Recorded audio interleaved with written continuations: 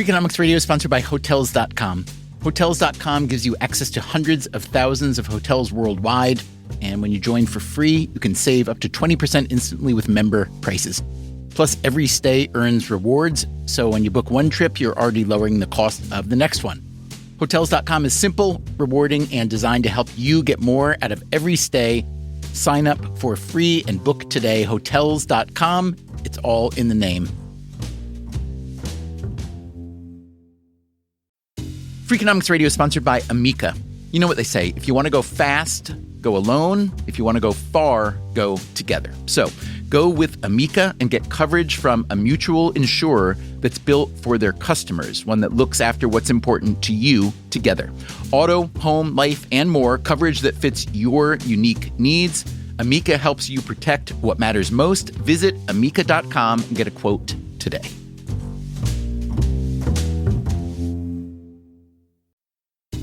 Freakonomics Radio is sponsored by Mint Mobile. Ditch overpriced wireless with Mint Mobile. Cut your wireless bill to $15 a month at mintmobile.com/freak. Upfront payment of $45 for 3 months, $90 for 6 months, or $180 for 12 months. Plan required, $15 per month equivalent. Taxes and fees extra, initial plan term only. Greater than 50 gigabytes may slow when network is busy, includes up to 20 gigabytes hotspot. Capable device required. Availability, speed, and coverage varies. See mintmobile.com.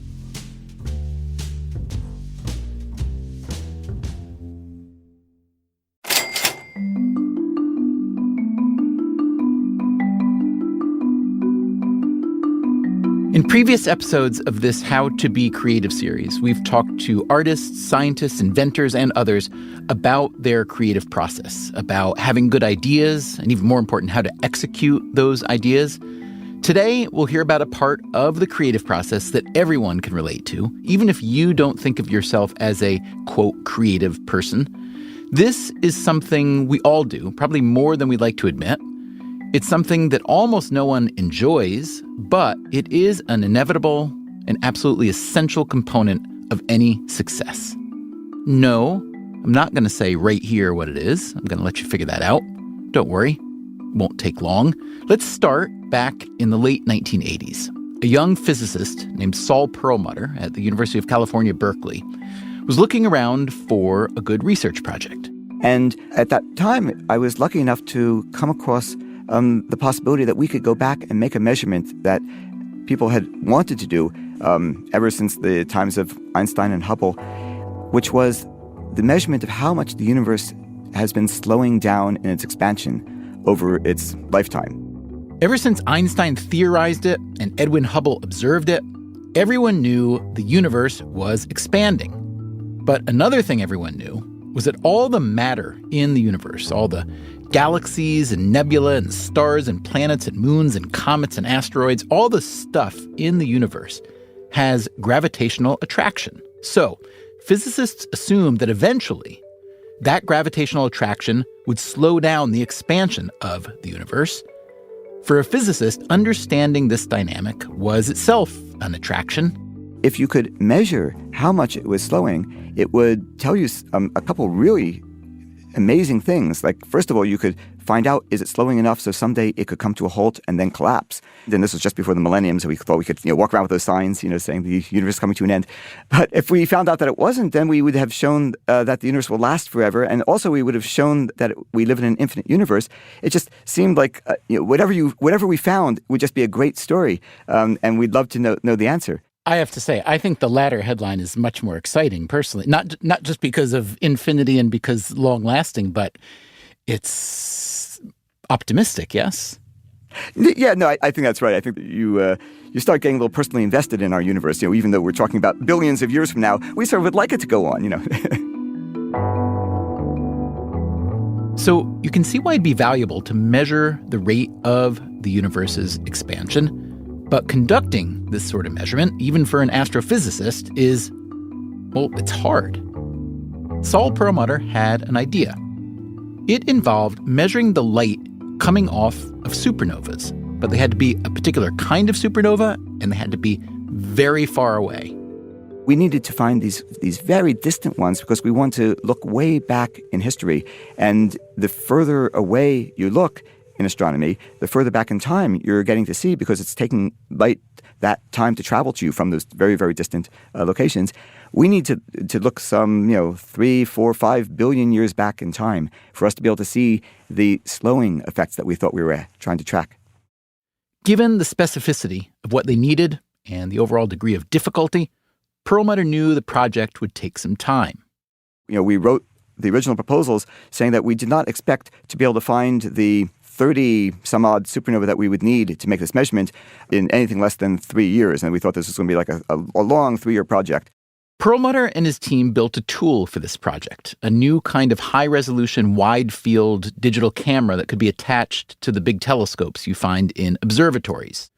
Now all they had to do was get some time on one of those big observatory telescopes. Telescope time on these biggest telescopes in the world is really precious.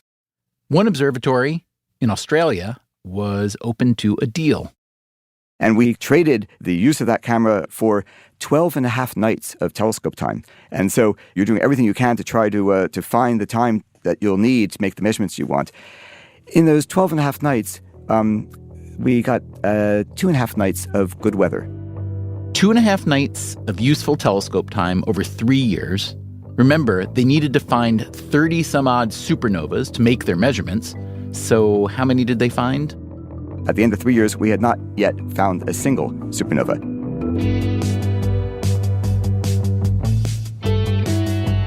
So picture that.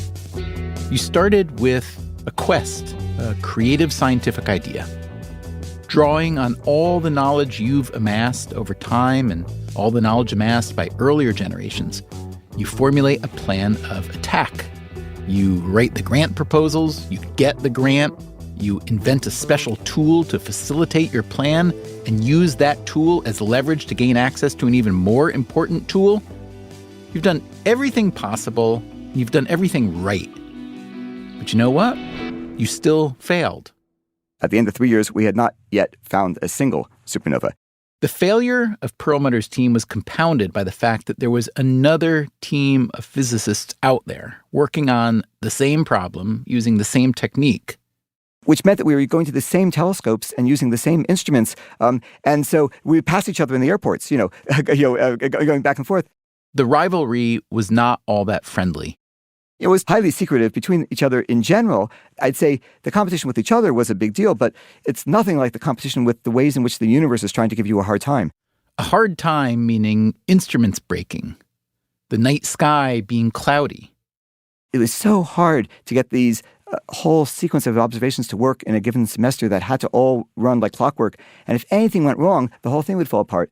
The overall challenge was so difficult, the chance of failure so strong, that Perlmutter's team and the rival team, led by the astrophysicist Brian Schmidt, would in fact help each other out. So there were several occasions where our sequence was about to fall apart and the other team would help. So one time we took some observations for that team, and similarly there was one time where the other team traded a night with us at a telescope so that we could keep our time sequence working. Years of effort. Years of difficulty and uncertainty, years of failure. But in the end, a breakthrough. Perlmutter's team found the supernovas they were looking for. They were able to get enough observations to take their measurements, and those measurements led them to a surprising result. The expansion of the universe was not slowing down. In fact, it was speeding up. Saul Perlmutter's team wrote up its findings, and in 2011 was awarded the Nobel Prize in Physics, which they shared, by the way, with the other team. The lesson for Perlmutter in all this?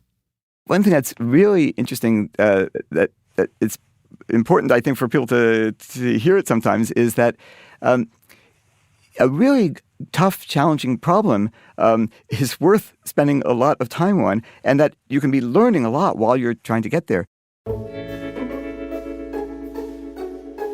In other words, failure is an inevitable component of success. So, in order to bring your creative project to a happy place, you better learn to handle failure well. Or even better, as Perlmutter suggests, handle it productively. After all, failure provides data. This doesn't work. That didn't work. That didn't work. Great. Now you can cross all those off the list. So what does work? Today on Freakonomics Radio, how to handle failure even when you feel like this. I am a person for whom being creative is terrifying. You can just confront failure head on. I begin and end each day with a litany of things that I consider failures and shortcomings. Or take solace in the notion that occasionally this happens. Lie on your back, defeated. You turn your head a slightly different direction, and then you see the tiny ray of light that represents the path ahead.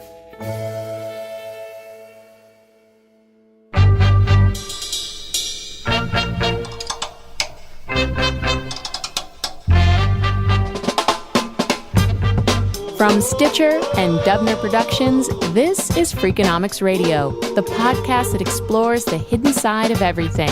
Here's your host, Stephen Dubner.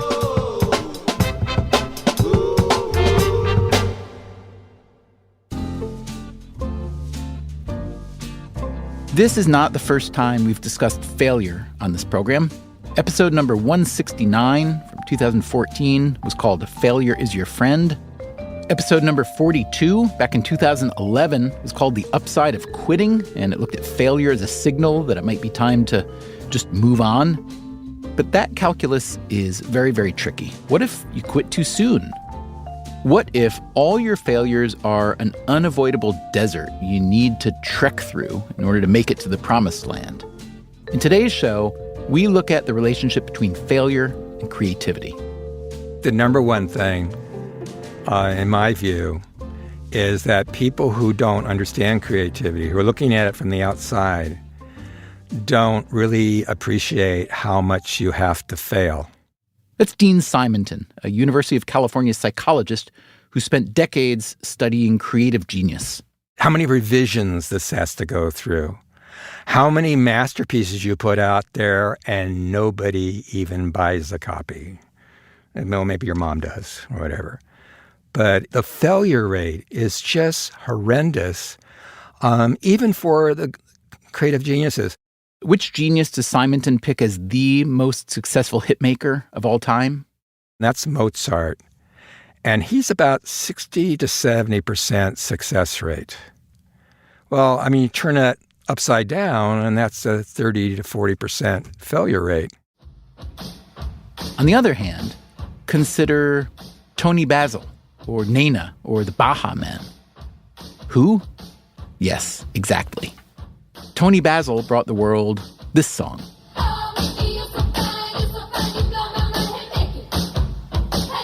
Nena gave us this.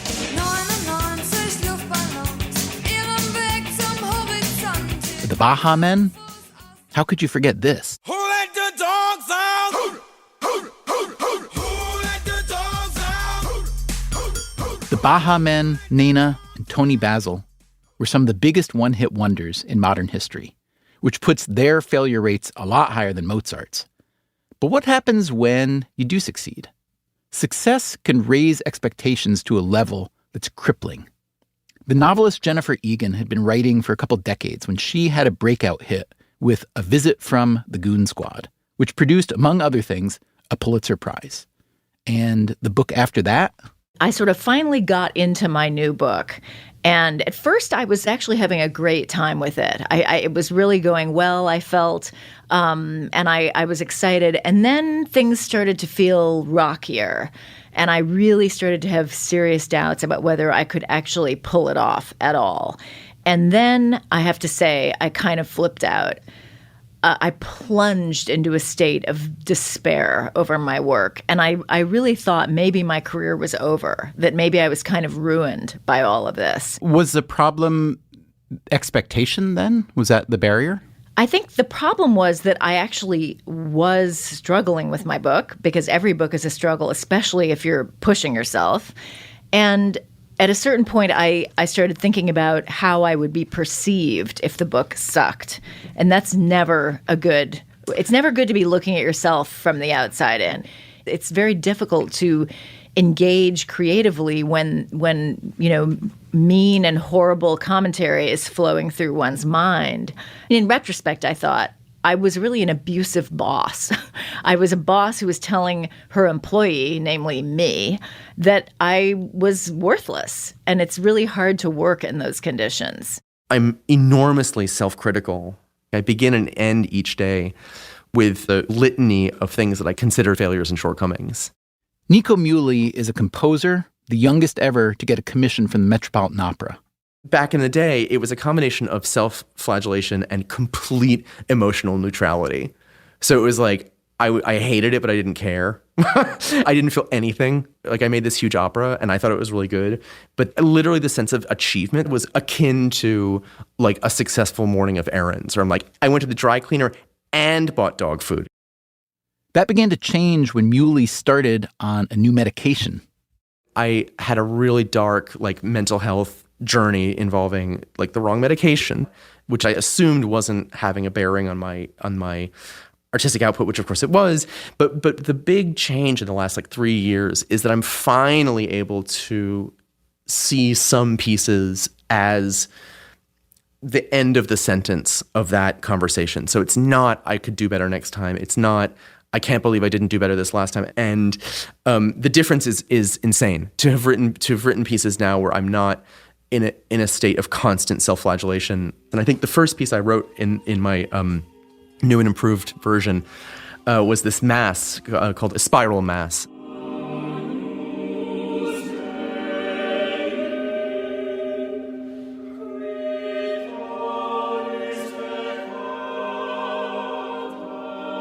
So I can hear it and enjoy it and think that was, better than 3 minutes of silence.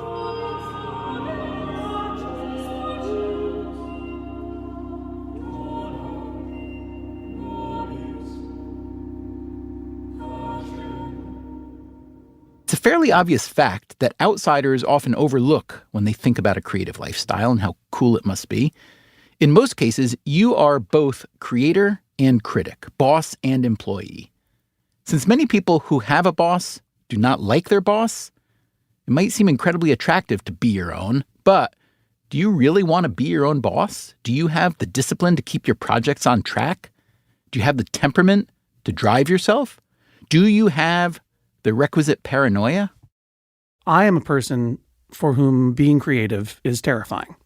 It's John Hodgman. He's done a lot of creative work over the years, most of it somewhere on the humor spectrum. It is the most rewarding thing that I can do, but it is a constant struggle with a very clear feeling that I am out of gas every day. And that I will not be able to support myself or my family because I have now finally run out of ideas. For sure, this time I mean it. I started writing jokes for the internet, morphed into writing humor for books, morphed into doing TV on The Daily Show with Jon Stewart, morphed into doing some ads for Apple Computer that gave me some acting opportunities. And all of these, I just sort of jumped from job to job very happily and very luckily, in no small part because it allowed everything to feel a little bit like a hobby. And at no point was I ever putting all of my eggs, say, into writing books. Because my fear was, if I run out of gas on that, then I'm done. If I lose the ability to write a book, which sounds irrational, but it is a true fear that I have. In fact, today I have it.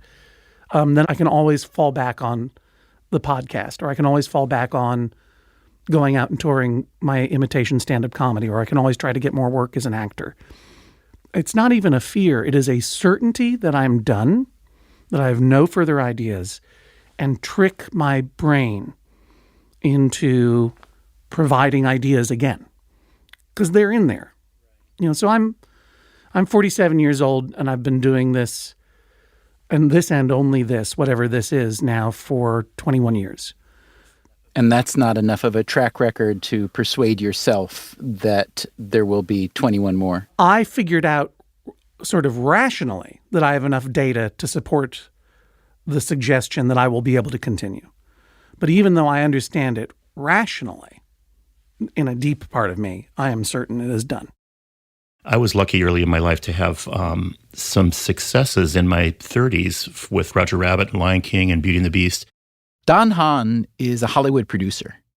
And 15 or 20 years after that, you start second-guessing yourself and start saying, have I lost what I had back then? Then you lose the process because then you don't start. You just don't start because you're afraid that somebody's going to say, well, Don was really great back when he was 30 years old, but boy, has he lost it. Those are really hard times to get over because they're a crisis of confidence.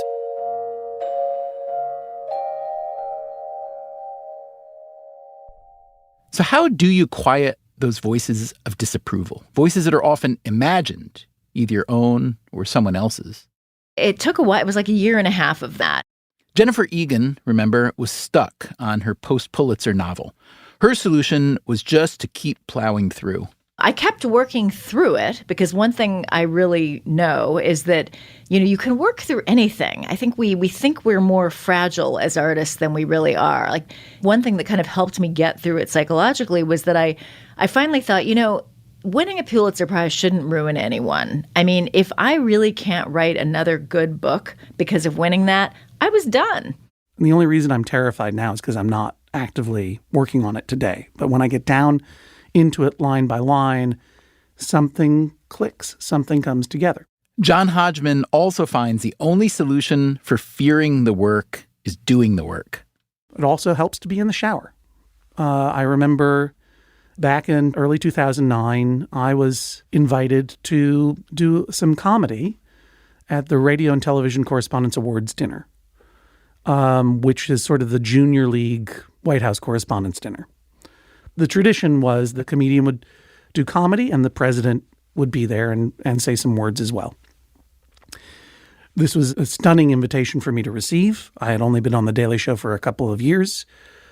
And of course I had to say yes, even though I had no idea what sort of comedy I could do on that stage for then newly inaugurated President Barack Obama, whom I liked, but also who had no track record as a president to even make jokes about.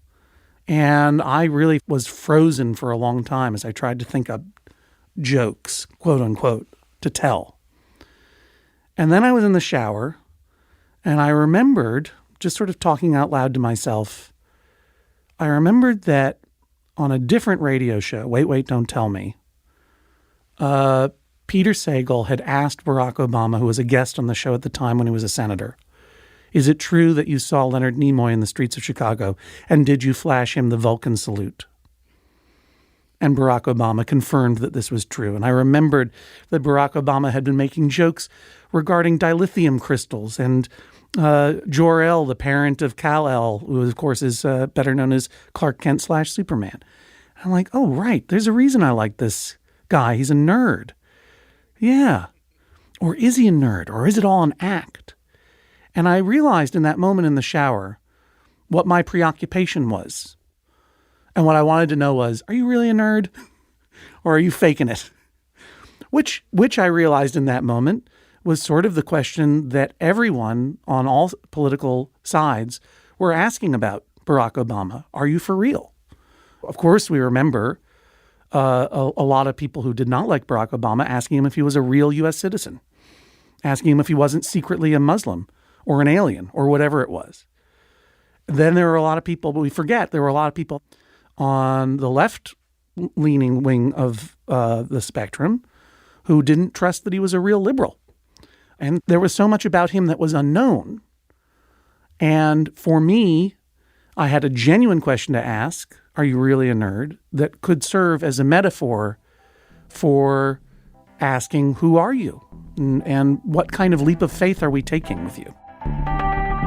Hearing Hodgman describe this, you may be thinking, wait a minute, you were asked to do comedy. Is this nerd thing funny? What's more important than funny when you're creating comedy is, what are you genuinely curious about? What are you genuinely feeling? Even the most absurd fake facts that I wrote for The Daily Show had to resonate around an ounce of truth. So tuning into that, what am I thinking about? Knowing what you know, or knowing what's going on in the back of your head, is kind of the hardest part. And once you get that out of there, suddenly for me, that's me snapping my fingers for those listening on the radio, it all floods out from there. Coming up after the break, some people deal with failure in a most unusual way. They treat it like success. Of course, you could say a picture fails if it's not sold. For a gallery, it might be like that. For me, not. I'm always happy when I get a picture back. Really? So. That's up ahead right after this. And if you want to catch up on previous episodes in the series, it is called How to Be Creative. Any podcast app or even Google will help you find them.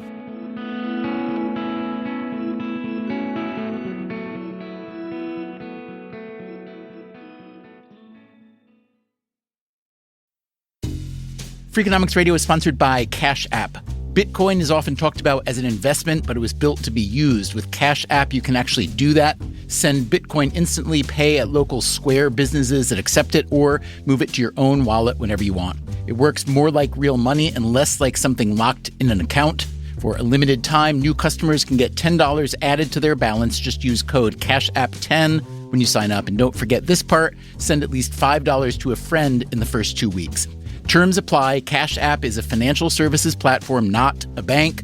Banking services provided by Cash App's bank partners. Bitcoin services provided by Block Inc. brand. For additional information, see the Bitcoin disclosures at cash.app/legal/podcast.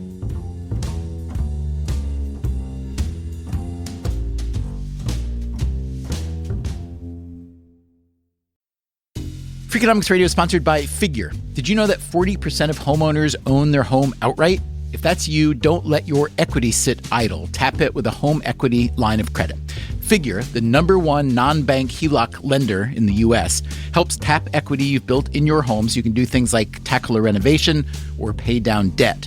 HELOC is a line of credit secured by your home. You can draw what you need, repay, and draw again. Figure offers a 100% online application. Get approved in 5 minutes and funding in as few as 5 days. It's faster than a bank loan and cheaper than a personal loan. Check your rate today without impacting your credit at figure.com/freakonomics. This post is sponsored by Figure, NMLS ID 1717824. Figure is an equal housing lender. For more information about their licensing, visit nmlsconsumeraccess.org. Figure's HELOC is subject to credit approval and terms apply. Freakonomics Radio is sponsored by LinkedIn Ads. Ever invested in something that didn't live up to the hype? Marketers know that feeling. They optimize for the numbers that look great, like impressions, but then they don't see revenue. LinkedIn has a word for that: bull spend. Instead, you can get the highest ROAS of major ad networks with LinkedIn. Cut the bull spend, advertise on LinkedIn. Spend $250 and get a $250 credit. Go to linkedin.com/Freakonomics. Terms apply.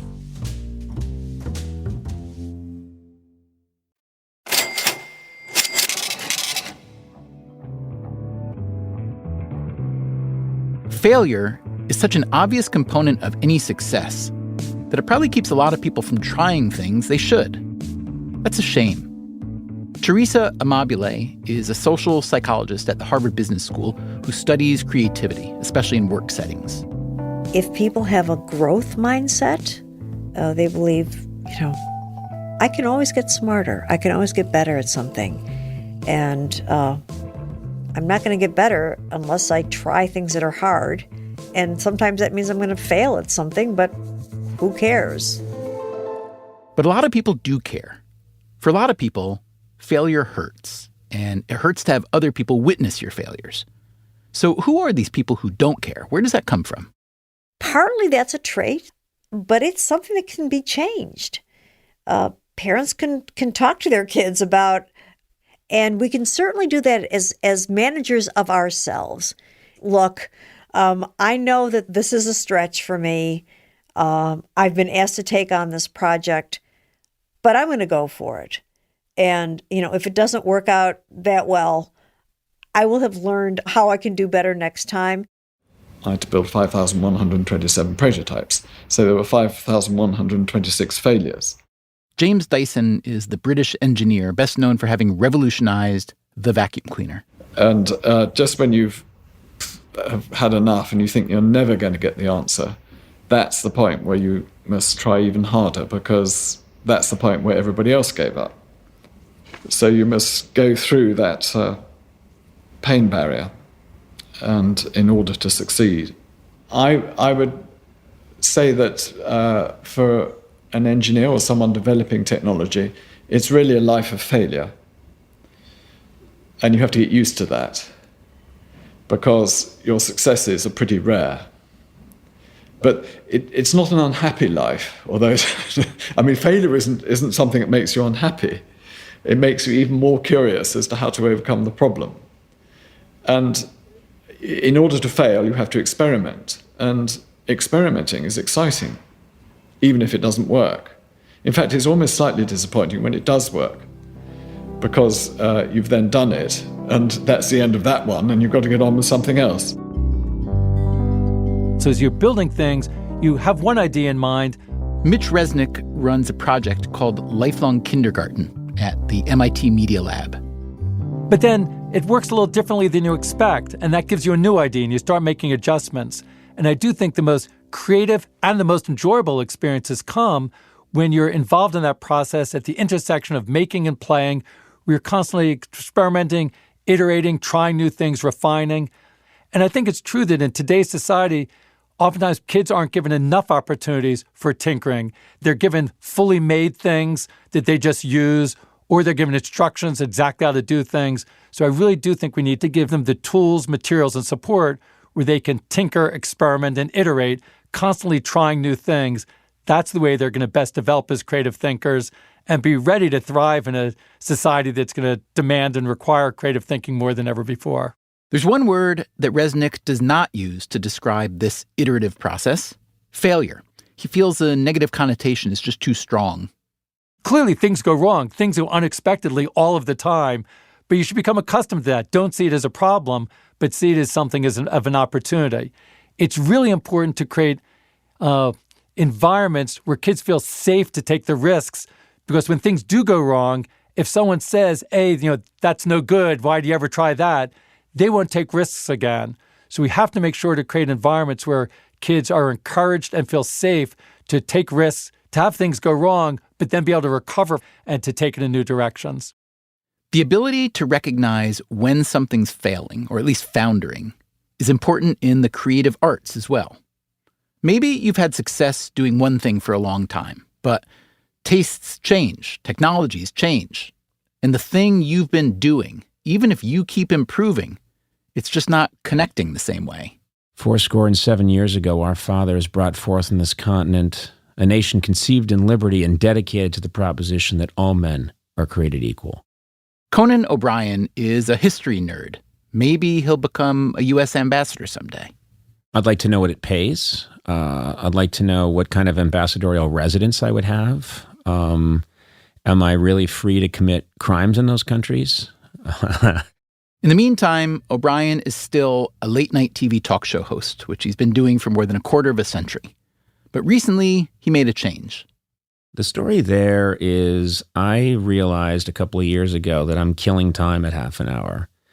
When I first got the gig, it was, you fill an hour because it's this precious hour that needs to be filled, and it's all how you do it creatively. But over time, you're starting to say, and in my next guest, and that felt artificial to me. And it felt like it didn't fit this new world we're in. And so he reformatted his show, which is called Conan. It's now 30 minutes instead of 60. He also did away with the stream of celebrity guests that march through most talk shows. Instead, he's focusing on the comic pieces that have driven his massive online numbers. We have YouTube videos that have had 70 million views, but no one's watching the whole show. Other than my parents, no one is watching the show from 11 to 12. But there's a whole generation of people that don't watch anything like that. There is another creative medium where taste changes so aggressively, so ethereally, that trying to outthink your audience or the market may drive you mad.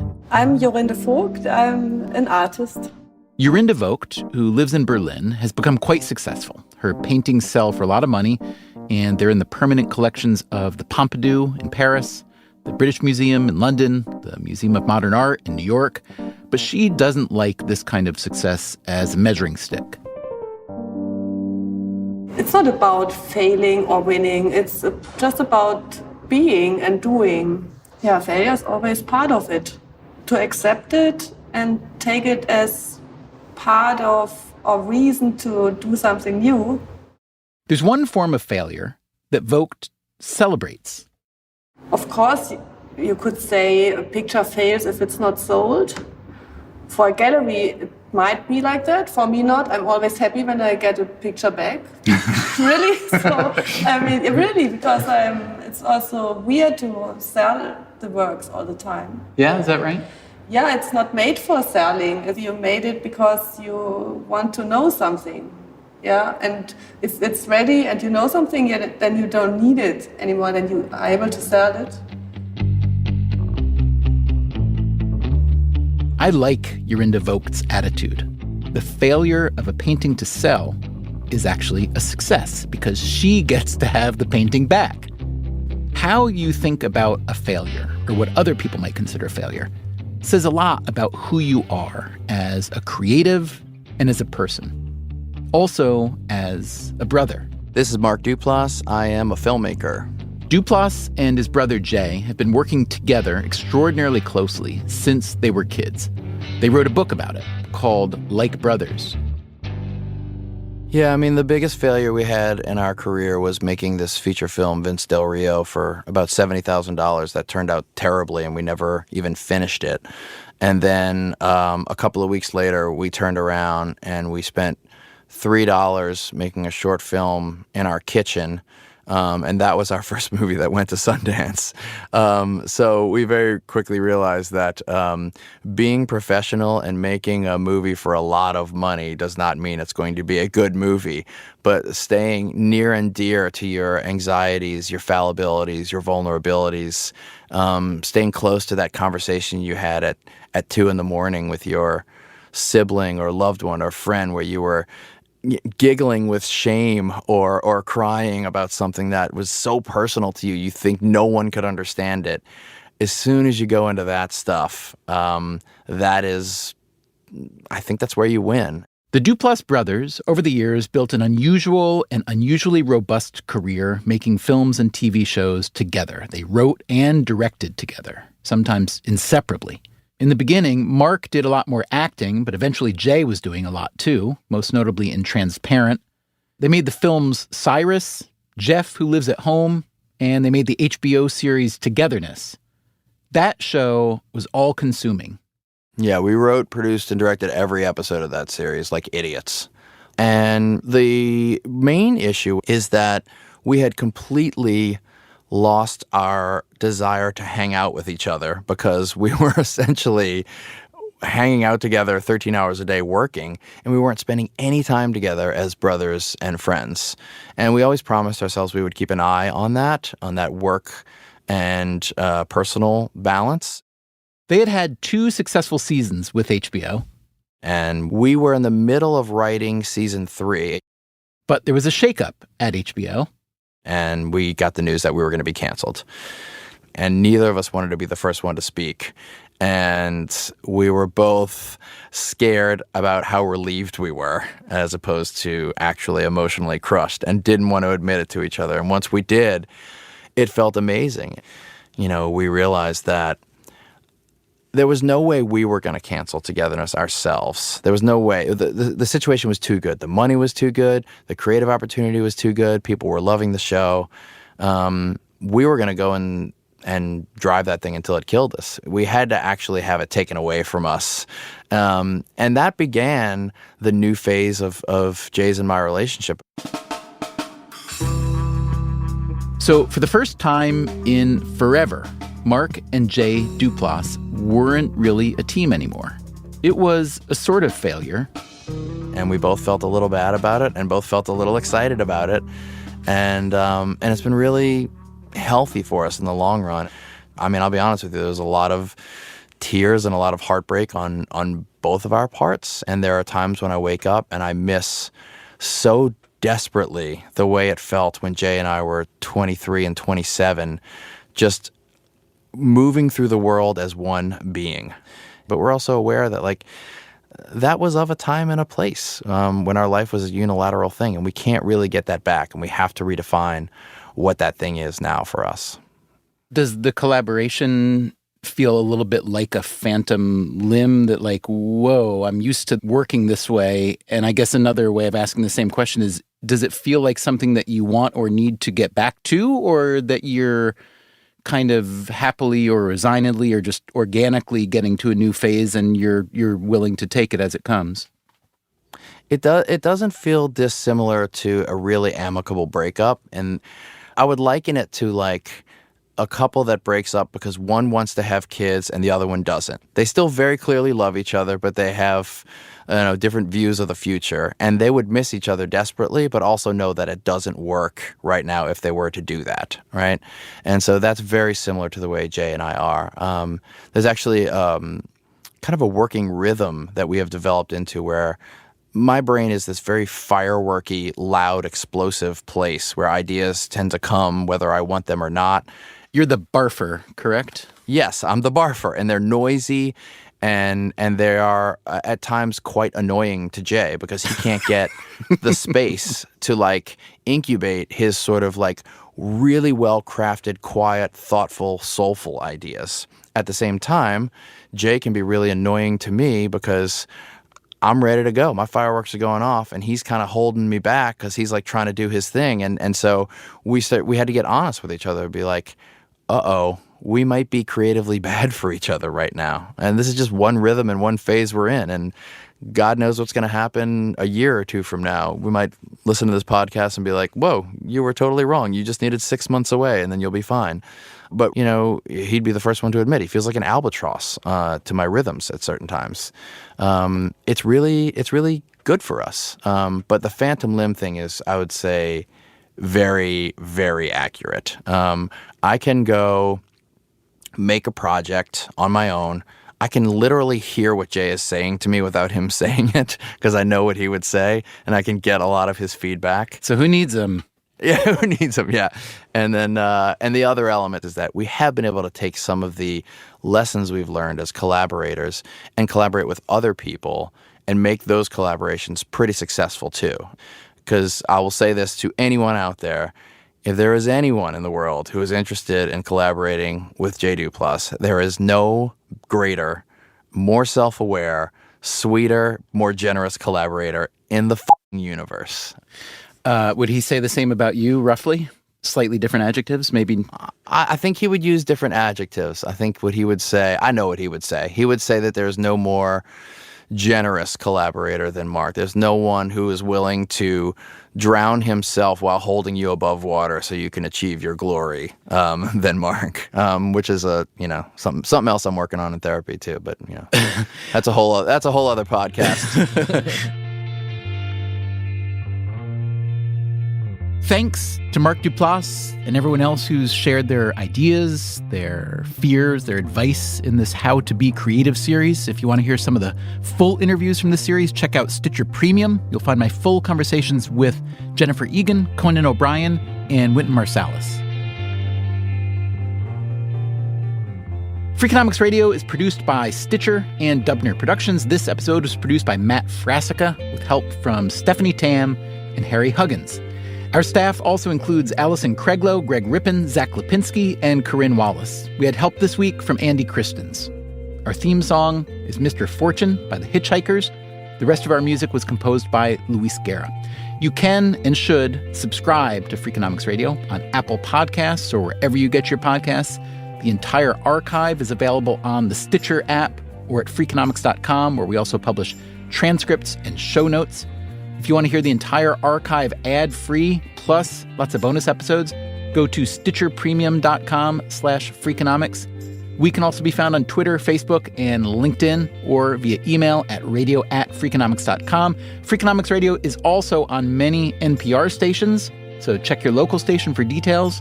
As always, thank you for listening.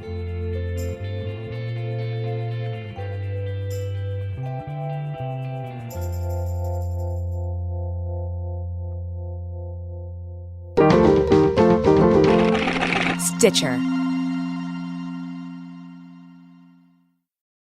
This podcast is sponsored by Made In Cookware. Made In partners with multi-generational artisans and some of the world's best chefs to create professional quality cookware, knives, and kitchen tools. Their products are trusted in Michelin-starred restaurants worldwide and designed to perform just as well in your kitchen. From 5-ply stainless clad to carbon steel, every piece is built to last and made to actually make you a better cook. Discover award-winning cookware at madeincookware.com. Freakonomics Radio is sponsored by Ozempic. Innovation happens through rethinking what's possible, and when it comes to GLP-1s, Ozempic Pill does just that. Learn more about Ozempic semaglutide tablets, 4 and 9 milligrams, by calling 1-833-OZEMPIC or visit Ozempic.com to view the medication guide and ask your doctor what's possible with FDA-approved Ozempic Pill.